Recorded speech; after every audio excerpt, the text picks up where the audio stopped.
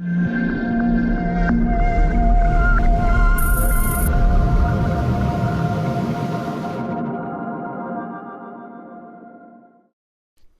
Player free. Get it now from digital.net.au. Thank you very much indeed, Julian. That was exactly what we wanted to know. I know we sort of know how we got here, but at the same time, it's been 10 years sort of in the making. It's been more than that really, but it's been sort of 9-10 years.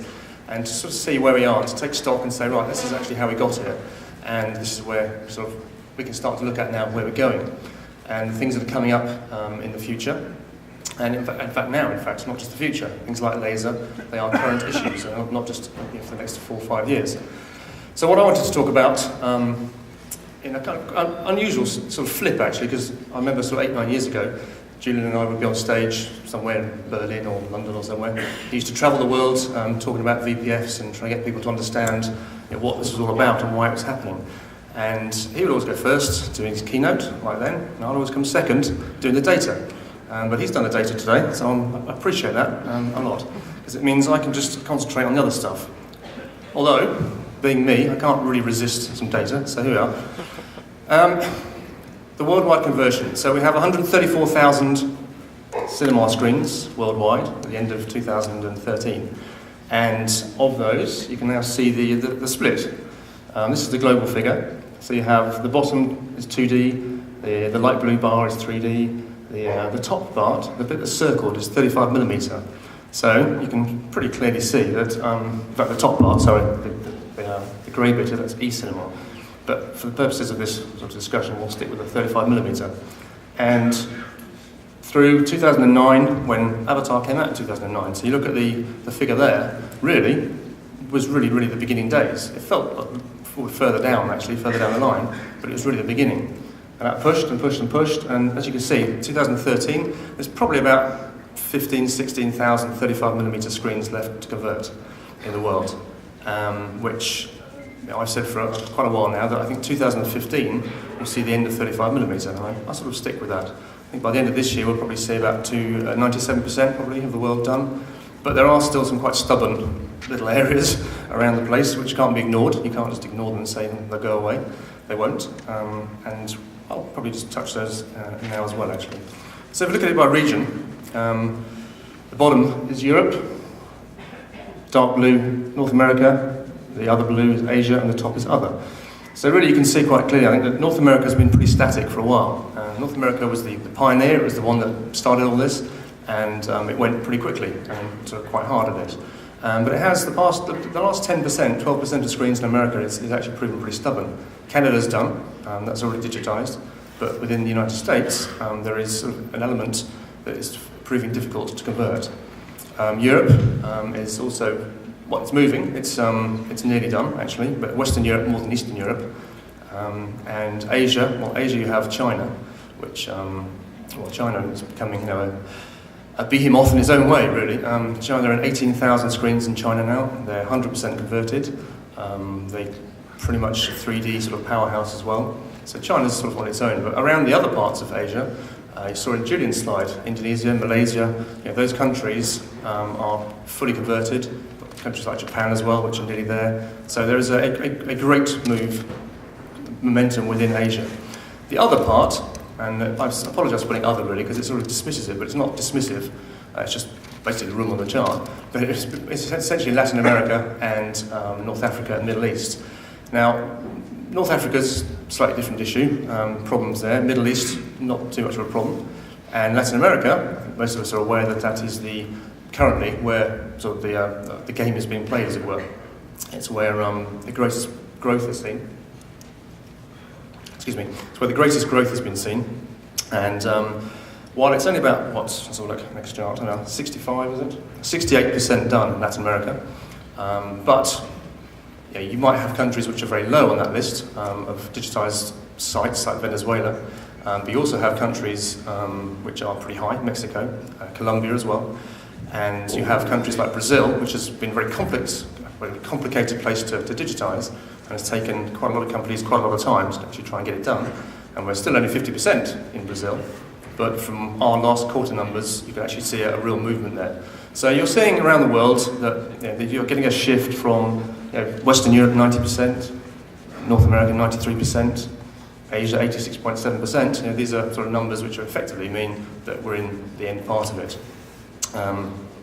North America, I think you'll see from this chart, these are the lowest penetration rates in the world. So you've got the bottom, Venezuela, which is 23% digitized. So clearly there is a problem in Venezuela with digitization. Above that, you have North Africa, Egypt and Morocco. Those are countries which, Egypt has its own problems. Possibly it's not the top of their agenda at the moment. There's some other countries that applies to as well. But you also see in there some Baltic countries. You've got Estonia, I think, and Latvia. The Baltics have had complications. There isn't any public funding for this. They're small markets. They're only maybe 80, 90 screens. But they haven't really had any sort of public money or even a private momentum. VPS haven't targeted them. So there are these countries around the world which one doesn't want to see dismissed. And at some point, they'll need to have something done about them. But ultimately, if we're 87% done around the world, probably that was the end of December, so it's probably more like 90% now, then this year really is going to be the year that we actually see towards 97, 98%, which is something we could only dream about 10 years ago when this all started. But what I really wanted to talk about really was the technology agenda now within cinema. Now, I'm not a technologist. I think I've probably said that before, if you've ever seen me speak before.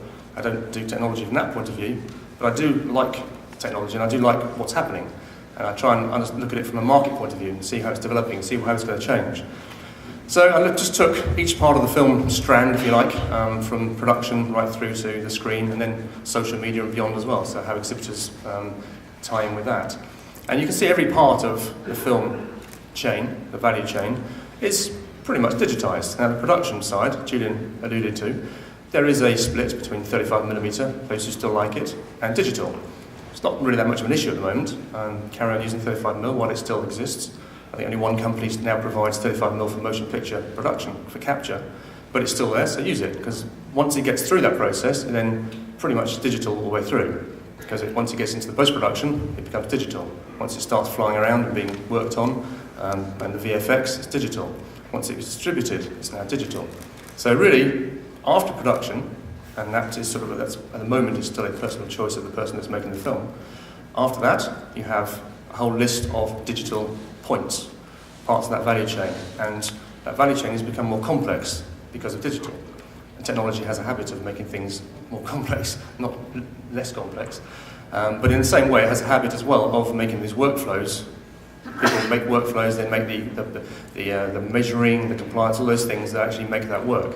And I think that's what we're seeing really at the moment. We're seeing a lot of people working pretty hard to make sure things are standardised, measured, interoperable.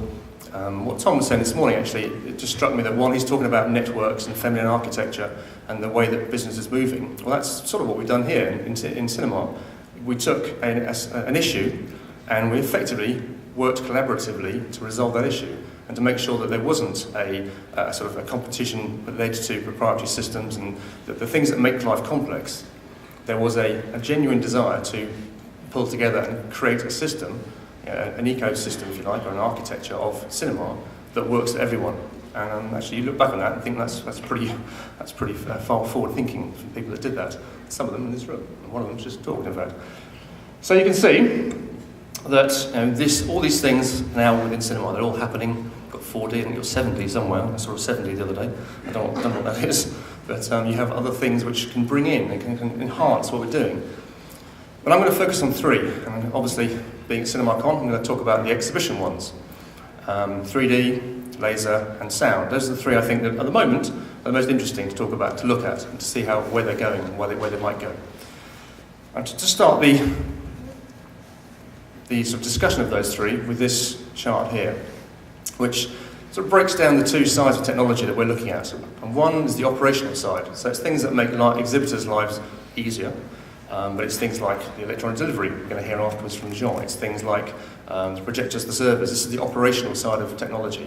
And it's making things different. It's making workflows different. It's making the structure of cinema, the business of cinema, the employee structure, all those things different. But the other side, it's probably more interesting from the point of view of what we're talking about this morning, is the experiential side. So it's focusing on the customer experience. It's focusing on things that actually add value and make the cinema an interesting place to be and a place you want to go. And I think it's pretty clear that outside of growth markets, some of the growth markets, the BRIC markets, and then you have markets underneath that as well, like Indonesia and Malaysia. But outside of that, in mature markets around the world, the US is a prime example, while there's no dramatic decline in cinema admissions, there's a slight decline year on year. And I think over time, that has to be worrying. So what's happening here, I think is pretty fundamental to where we go in the future with cinema. Cinema is by no means a dying medium or anything like that, far from it. It's a very healthy, vibrant medium. But I'm not sure consumers yet understand how it's changed, what's in there that's changed. And all these things that are happening are all ultimately aimed at bringing back people and watching things in cinema. And certainly, the issues there, the premium side, where I talk about 3D laser, those are things that actually will impact, I think, cinema admissions.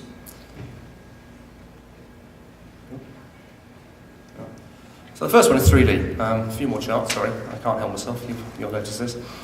But in fact, ultimately 3D is, well, we saw Julian's chart, 2009 Avatar, right? That was, it was a big moment. Why? Because it sort of showed that this wasn't like 3D in the past, it wasn't just going to sort of fizzle out. There was a genuine sort of interest in 3D, and the creative process could cope with it. And we saw that jump, you see the jump very clearly, that's worldwide 3D box office. That jump from 3 to 6, whatever it is, was the post-Avatar jump. It was the time when screens were going in very, very fast. We now have 52,000 3D screens in the world, and which is about 47%, I think, 47% of all digital screens anyway, not all screens. But we have a $7 billion 3D box office, which it's big. Okay? You can't dismiss $7 billion. But while it's a growing part of box office, it's a growing number, it's a declining part of the overall box office. But I would argue that that's not a decline in 3D as such. It is because it's no longer a novelty. It's survived the novelty phase, it's going into its maturity. So it's becoming sort of almost out of its teens, if you like, and it's getting to a point where it's part of the fabric of cinema. And as that, it has to stand on its own 2 feet. It has to actually justify 3D. So where you kind of see that the North American market is stable, international outside China is stable, that's I think because it's becoming more competitive to get people to see 3D. And you're now having things like local content and maybe independent directors using 3D is also a driving factor within 3D. So it's not just the studio part of the world, where studios are putting stuff out in 3D and saying, right, this is in 3D, go and see it, because that's being, I think the next chart will quite clearly show, I'll just give you that one there, that's not going to work every time anymore. That's the UK market, but it's an indication of how the sort of the 3D percentages, if you like. The percentage of people going to see 3D over 2D is polarising.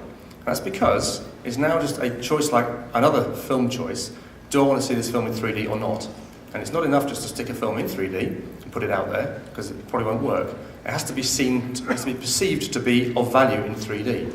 So Gravity shows that very clearly. You can see the Gravity number, well, you might be able to, it was 92% was 3D for Gravity. Why? Well, because people just perceived that it had been made for 3D. It was going to work better in 3D. So that's the sort of issues that are going through the consumer's mind. Do I want to see this in 3D or 2D? Even without a ticket price premium. I think this would be a discussion you'll have as well, 3D or 2D. And so it's becoming a mature part of the market. And as such, you got a sort of a stability now to 3D. So maybe it's found its place. Its place is about 20% of the market, apart from in China, obviously. And you can see China is, well, I'll show you that one there. Sorry to keep skipping, but I just want to make points as I go along. China is the light blue bar on that chart each year, and USA is the dark blue bar. And you can see that China, as a 3D market, is the same size almost as the North American market. And that's with half the number of screens. Now, I think that the Chinese market, Chinese sort of cities are deconstructed into tier 1, tier 2, tier 3, tier 4, tier 5. And there's a lot of them, okay? There's a lot of cities. And the Chinese multiplex growth is tier 1's pretty much done. Tiers 2 and 3, well, they're being sort of done at the moment. Tier 4 and 5 is next. There's 18,000 screens. We're not done yet. for 1.4 billion people. If they had the same numbers of screens per head as America, they'd have 134,000 cinema screens in China, which is the same as the rest of the world put together. So that's probably not going to happen at that level, but you can see that there's still growth from 18,000. So China, within 5-6 years, probably is going to exceed the North American market in terms of box office. It may well exceed the North American market in terms of screens. Either way, for 3D, it's pretty much the home now of 3D. Whereas the home of 3D was here in the States, you could argue that next year you could say that China would be the home of 3D. Because that's a lot of, I think it's 70% of screens have 3D capability, which is much higher than most markets. In fact, that's the sort of the split, if you like, of 3D as a percentage of the market in terms of screens and in terms of per title. And there's a few interesting things here. The first is China. So you can see that they're very high up on this list in both measures. They're the highest. The 4 English language speaking markets, US, Canada, UK, Australia, have bizarrely very, very similar figures about how they see 3D. The penetration, which is about 40% of the market, and 3D as a percentage of box office is about 20%, 18-20%. Very, very similar. But it's also, you can see the last figure used there is Spain. In Spain, I think we all know that Spain is going through a pretty hard time in terms of cinema. Its admissions have declined by a half in 5 years. Its unemployment rate amongst the young people is 59%. Its GDP has declined. And you can see actually that down the bottom, the ticket price premium in a country like that is an issue. I mean, frankly, just the ticket price for cinema is an issue. That's why admissions are declining. When the government puts 21% VAT on a ticket instead of 7%, that also doesn't help.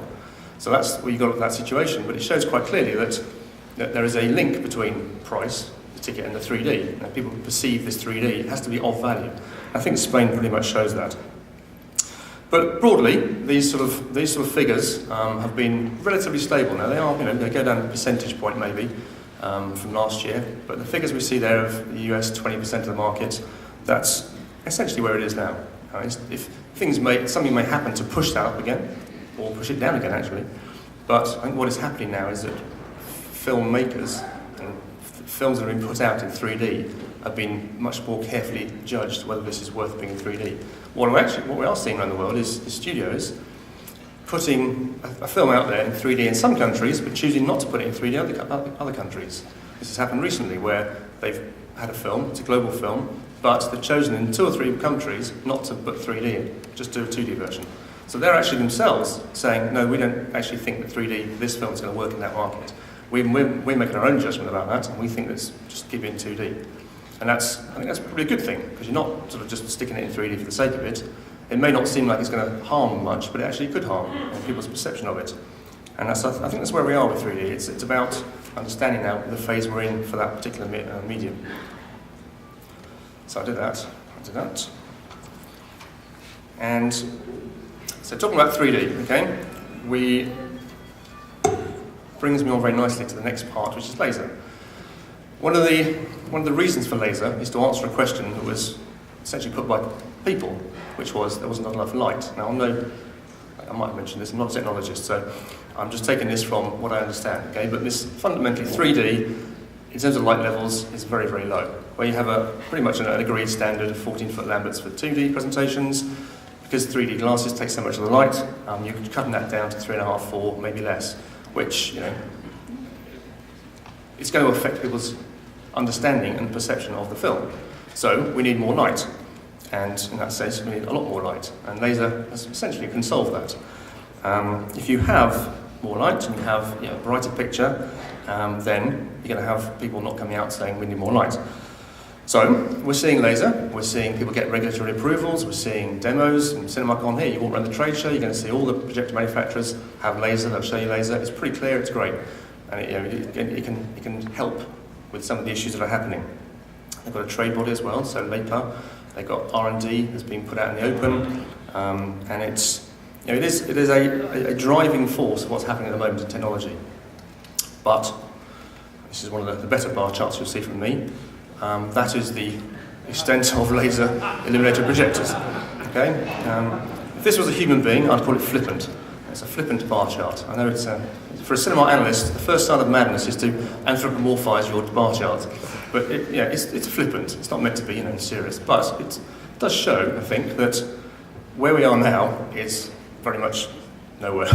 We have demos, we have things happening, and we do have installed laser. It's not strictly true. I did a scale of 1,000, so I don't have to put 1 on it or 2 on it. But there are a handful of things in cinemas or larger venues which are using laser, and they're being essentially they're prototypes.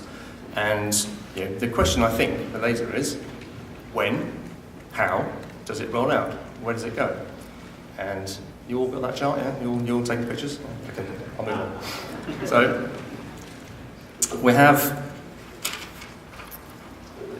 there's a few things happening with laser, okay? I think that, I'm not going to read all that, a lot on there, but it's linked in with a couple of things, but it's mainly linked in for me with the replacement cycle of equipment. And what laser is going to do is going to flip the economics of cinema equipment anyway. It's going to flip it to being expensive purchase at the beginning, lower cost of ownership. That's the fundamental sort of raison d'etre for laser, as well as light and the other stuff. Because the other machines have a relatively lower cost of ownership, acquisition, but a higher cost of ownership. So you've got consumables, the lamps especially. I don't think laser makes a difference to electricity consumption or air conditioning, but it certainly makes a difference to lamps. And if you can avoid buying any lamps at all for 10 years, then you have yourself a proposition. You have yourself a saved amount of money which can buy you the equipment. So it flips how we approach this. And why it's linked to the replacement cycle is because we've been doing this for 10 years, 10 years. Some of the first chains in the US went in 2005, 2006. Some of the first in Europe went 2007, 2008. And we're now in 2014, 6, 7 years on. So we're seeing the point now, actually, where some of the Series 1 projectors, I know exhibitors are looking to strip them out, get some new stuff in. Some of the Series 2 projectors, which started about mid-2010, they're going to be looking to maybe replace them, say 2019. If you assume the lifetime of equipment is the lifetime of the VPF contract, because that's when you have an extended warranty for, then you could probably assume that it might last 9 or 10 years. It might last 25 years, who knows, but let's assume it's 10 years. So you're going to start seeing 2019, 90% of the market looking to start to switch their equipment. As far as I understand, apart from large venues where laser projection at higher prices will make sense, the consumables it takes, the amount, the dual projection, you need 2 projectors, the economics start to make sense. The return on investment and the lifetime of the laser actually start to make a curve that makes sense. But for the mainstream market, I think that the economics are not there yet. That's just an understanding of what I hear around me. It's not I'm not in the back rooms where people are looking at this stuff and saying, well, yeah, the ROI is down to 3 years now, guys, we can do it. That might be happening. It might this week. I might prove wrong in an hour and a half, who knows? But I can think that mainstream adoption of laser is probably 3, 4, 5 years away, which happens, I think, to coincide quite nicely with the replacement cycle of equipment. 2019, if you say that's the time when you're looking to replace it, then 2019 would seem to me a good time to stick a new technology on the market that actually provides a business model to do it. Because the next question is, how do we finance the next part of this? Now that's probably for next year. I'm thinking about this at the moment. But how do we do the financing of the next cycle of equipment is a question we need to start thinking about. There won't be a second VPF, that's pretty clear. There was a reason for it the first time. So next time you have to have a way of doing it, which could be leasing, could be business plans, could be ownership, saving on lamps, whatever it is, there'll need to be a way to do it. And I think actually laser could be the answer to a question that hasn't been asked yet, but will be asked very soon.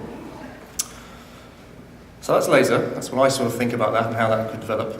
The next one is sound. Now sound, excuse the pun, but sound at the moment is very noisy. There's a lot of noise around immersive sound. And we've had for a year the debate about open standards, and we've had open formats and trying to keep things not back where we were in the 90s. And that just shows, actually, I'm just going to flip to the next part here, which I'll go back to that in a second. It shows that it often gets forgotten, but when I see a film, the sound to me is the one that makes the real difference, actually. If you have bad sound a good image and bad sound, you probably walk out in a minute, 2 minutes. If the sound's coming on and off, in and out, it's just going to drive your brain nuts. Whereas you could probably cope with a poor image and good sound. That's probably doable. So 50% of the cinema experience, okay, but it's sort of got forgotten a little bit. During the 2000s, after we had the sort of 1990s with the three competing technologies, it sort of became quite stable, and then re-energized about 2 years ago. So we have actually a very competitive environment. But the open format discussion, for me, was a sign that the industry actually had sort of understood what happened in the past, and understood that proprietary systems was not particularly good for everyone, because if one came out of the market, then you're stuck with the system. So that particular area, you're again going back to a collaborative approach.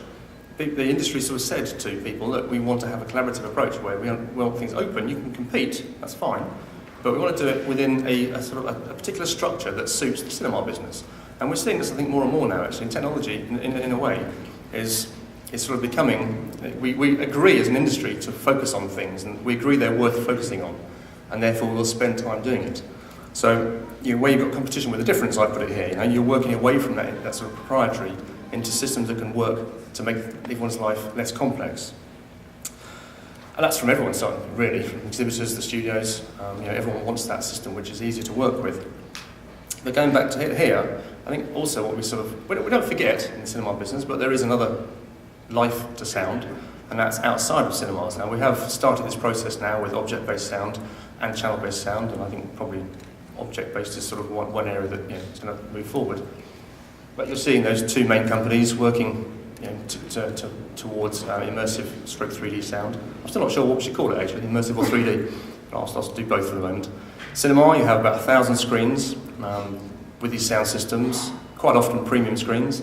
But home end and the other areas, the 1990s and 2000s, it was just really home entertainment, really.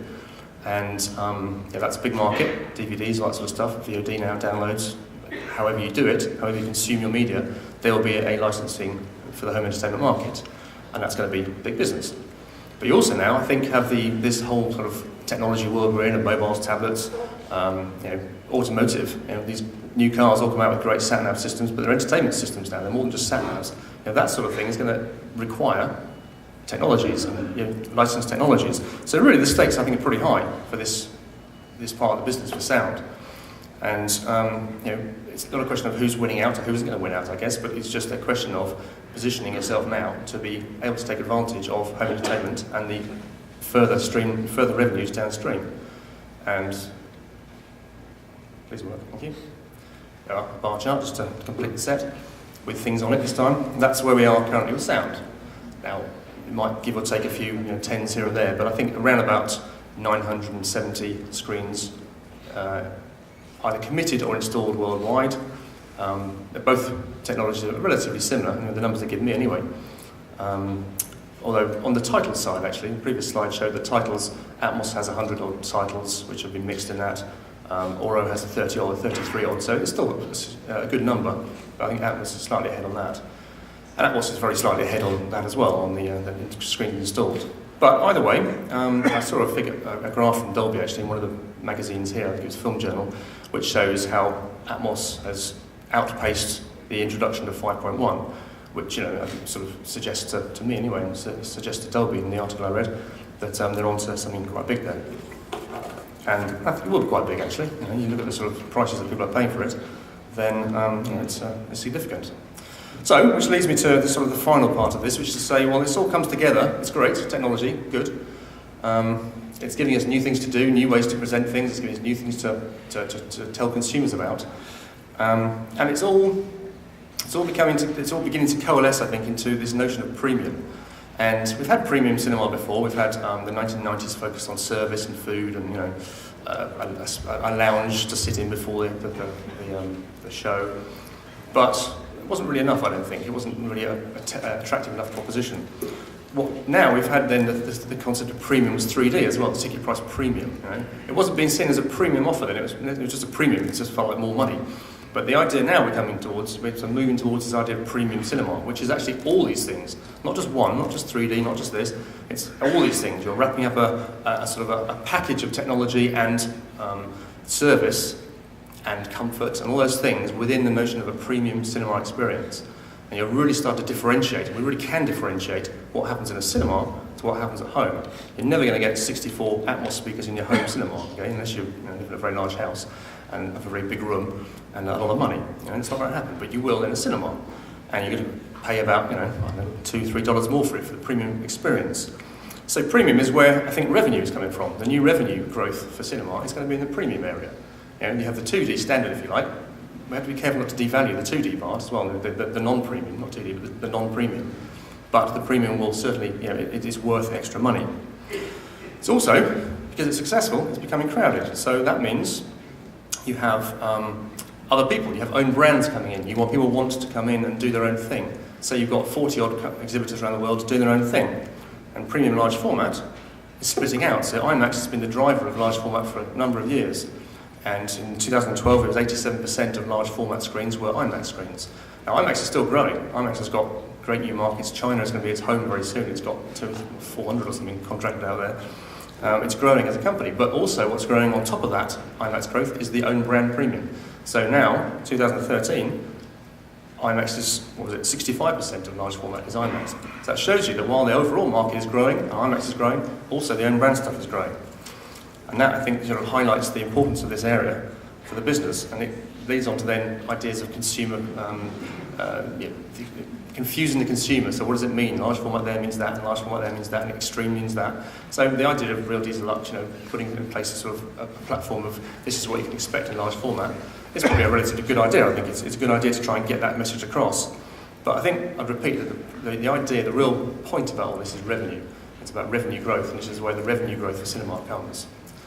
So, just to conclude, and this is the conclusion, there's a Chinese curse. I'm not sure why it's a curse. It seems to me like quite a good thing. It says, may you live in interesting times. And it's apparently one of 3 curses that you put on someone. And it's not a curse, I assure you. I'm not cursing the audience, okay? Just take that away now. At no point have I cursed the audience, okay? I think it's quite a good thing. You can flip that and say, actually, it's interesting times we live in. And why is that good? Well, because it means we can do a lot of things. And fundamentally, okay, technology is driving our agenda now. We're talking about it now. The whole trade show is full of technology. It's driving what cinemas can do. It's opening up ideas, it's opening up creativity. But the technology world goes at a very fast pace compared to the cinema world. I think there's a possible chance of a disconnect between the technology cycle and the cinema cycle. And it'd be nice to get those two sort of aligned to the point where everyone is working in sync, which has happened up to now, I have to say, in cinema. So I'm not saying it's a problem, I'm just saying that there is a potential there.